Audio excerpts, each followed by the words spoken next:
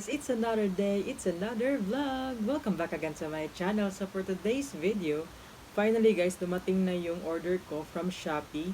So I ordered extra strap na color black for my HWUAWEI Fit watch and also silicone protector. So if you saw my last video guys, shinare ko regarding my HWUAWEI Fit watch. So ito guys, finally dumating na din. So after 2 weeks of waiting, eto na siya guys. So this one,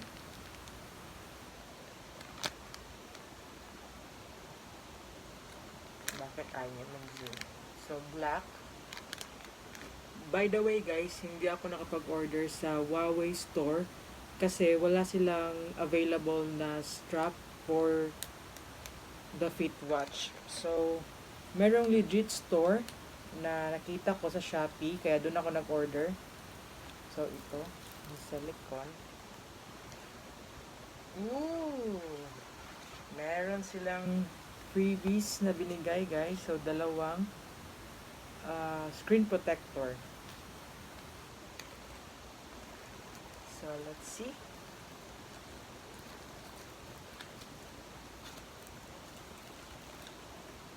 Wow! In fairness, maganda yung quality guys. Talagang silicone siya.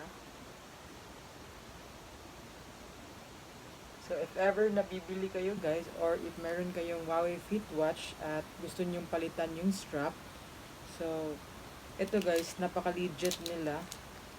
So ito yung strap, tingnan natin. So meron silang binigay na free lock. So tatlo guys. And then yung parang screw.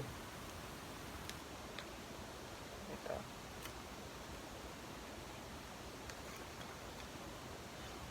And then so ang laman nito is yung protector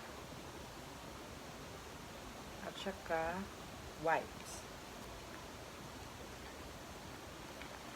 So, let's go!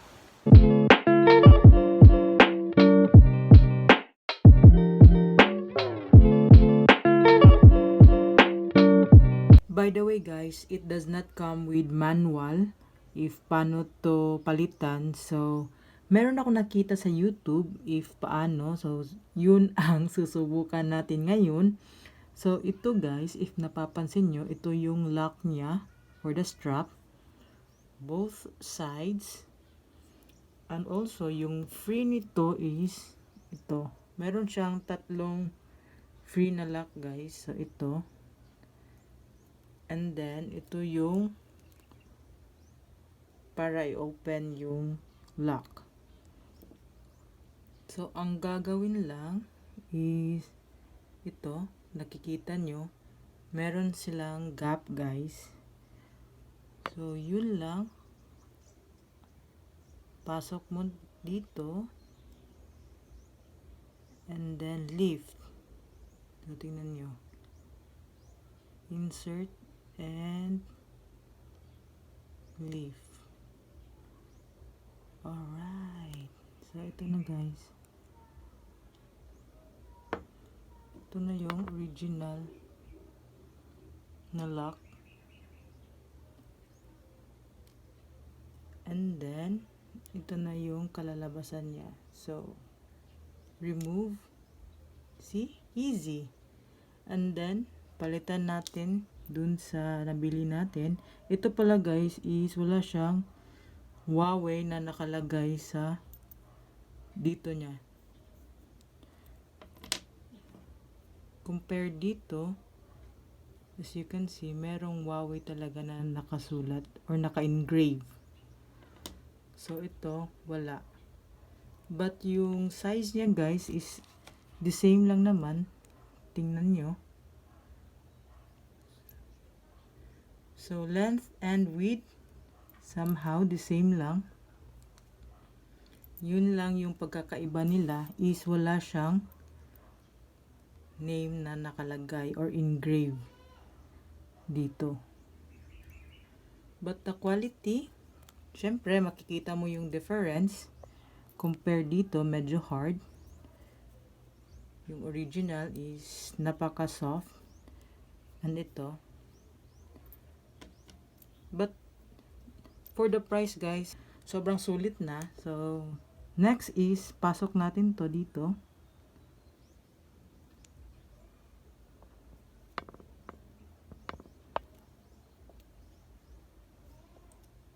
So, ito na guys. Nakikita nyo. Next, ito, yung lock.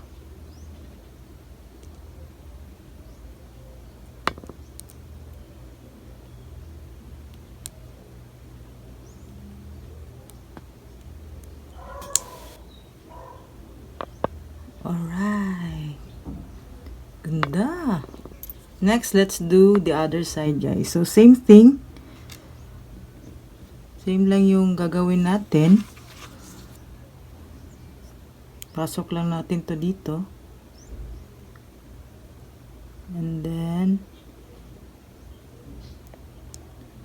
lift. So, ito na. Unti-unti na siyang lumalabas guys. So, insert and lift. Oh, sorry. So, ito na guys. Ito na yung original. So, makikita mo din guys yung difference sa original na lock compare dun sa freebie. So, ito na. Remove. And then, ito yung kabilang side. So, same lang din sila guys. Tingnan nyo.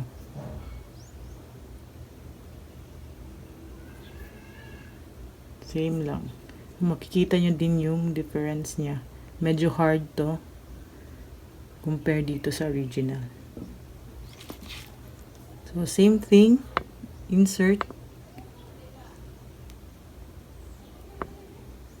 So, makikita nyo naman guys dito. Sorry guys, biglang na-off yung phone ko. So, ito na. So, makikita nyo na pumasok na yung strap. So, the same thing, insert yung lock. So, ito yung freebie niya na lock, guys. Makikita nyo talaga yung difference dun sa original lock. So, ipapakita ko sa inyo. Ito yung original. Dito na side, tsaka ito. So, wala naman atang titingin dyan guys. So, hindi naman siguro yan ganyan ka-importante. As long as it will serve its purpose na ma-secure yung strap. So, para hindi mahulog yung watch natin. So, same thing, insert.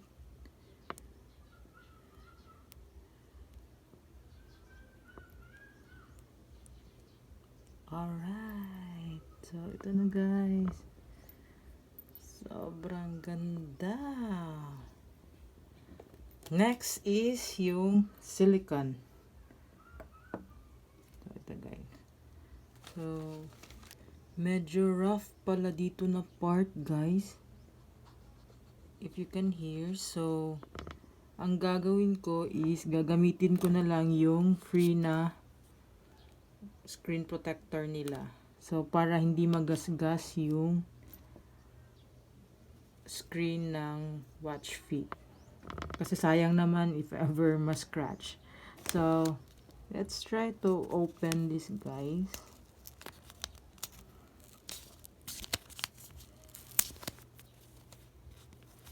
So, sorry sa dalawa kong kapatid kasi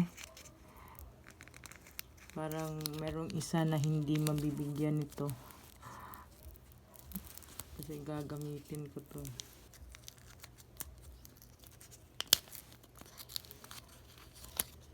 Ito na yung first. Yung wet.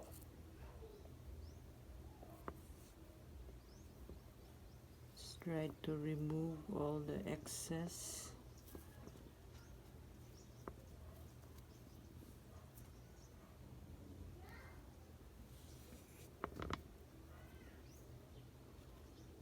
Next is yung dry.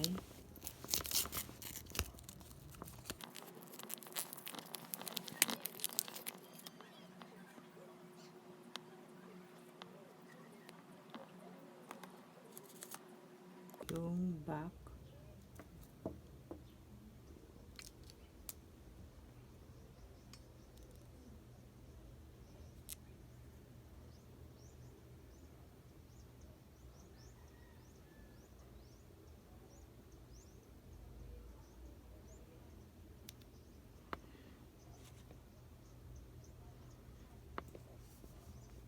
Hi guys, sorry sobra ako natagalan sa paglagay ng screen protector.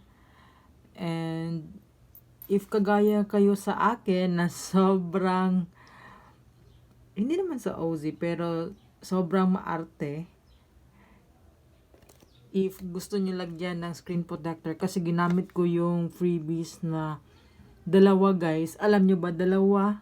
Yung dalawa talaga yung nagamit ko. Kasi yung first is palpak. Ang daming bubbles guys. Kaya kinuha ko siya ulit at saka ginamit itong pangalawa. So ganun pa din, pero somehow mas maganda ito kasi hindi siya masyadong klaro na yung bubbles compared nung first. Kaya sorry sa dalawa kong kapatid kasi hindi ko ito mabibigay sa kanila. Supposedly, bibigay ko sana tong dalawang freebies na screen protector. Kaya lang, nung nakita ko yung silicone case, medyo rough kasi yung inside guys. Kaya natakot ako baka magasgasan yung screen. So, ginamit ko na lang tong screen protector para at least merong protection yung screen. And then, tsaka ko to ilalagay. So, after 48 hours guys, finally ito na, lalagay ko na. So, let's see.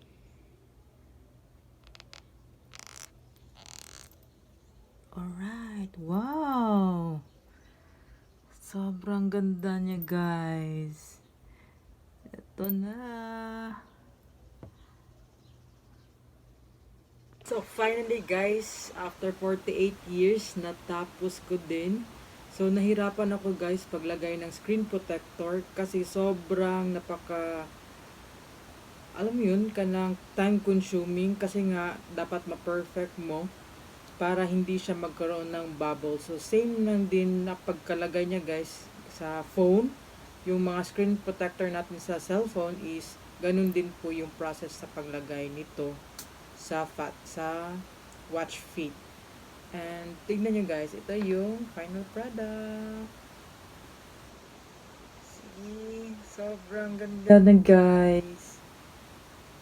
Napaka-classy na sporty, ewan ko ba. Sobrang ganda niya. But, ito nga lang, medyo cloudy yung screen. So, all in all, marirecommend ko ba yung third party na nagbebenta nito?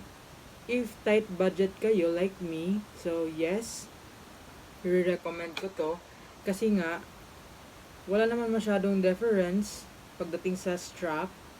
But, if ever guys, merong physical store na nagbebenta ng mga screen protector, I suggest na dun na lang. Kasi if kagaya kayo sa akin na hindi naman marunong maglagay ng mga screen protector, so hindi maganda yung kalalabasan niya guys. But, yung silicone, maganda sana yung quality niya guys. Kaya lang, ang hindi ko masyadong nagustuhan is yung screen mismo. Kasi parang cloudy yung effect niya guys. By the way guys, if you will ask sa sensitivity niya, wala naman ako nakikitang difference. So, ito. Touch sensitive pa din yung kahit meron siyang screen protector or silicone. So, ganun pa din. And yung raise to awake niya guys is sensitive pa din siya. So, let's try.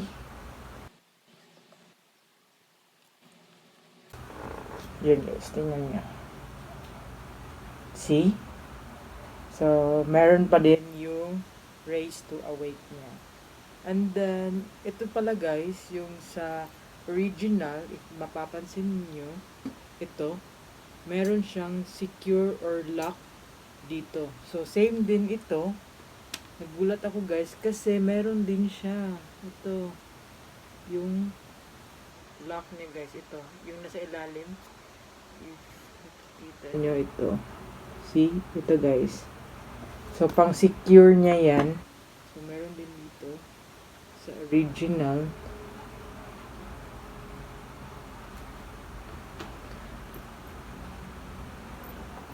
So, super classy niya guys. Sobrang ganda. Sobrang perfect ito guys para sa duty namin. Kasi nga, lagi kaming nag-hand wash, alcohol and everything. So, ito kasing Huawei Watch Fit is meron siyang water repellent. Parang hindi naman siya water resistant pero I guess yung shallow water lang pwede to. So, maganda siya kasi kailangan namin ng orasan or relo para matrack yung time at saka pag-monitor namin sa patient. So, sobrang useful ito guys. So, ngayon, meron na akong extra. So, hindi na siya or hindi na ako magwo-worry every time na gagamitin ko to kasi nga meron na akong protection. So, that's it. Let's try.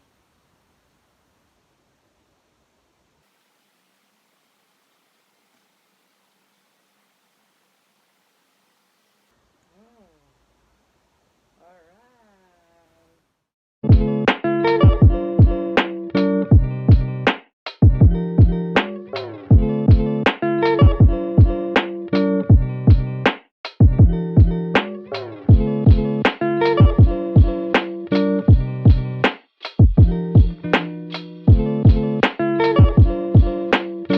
That's it, you guys. I hope you like this video. Please hit the like button if you do and subscribe to my channel if you want to see more videos.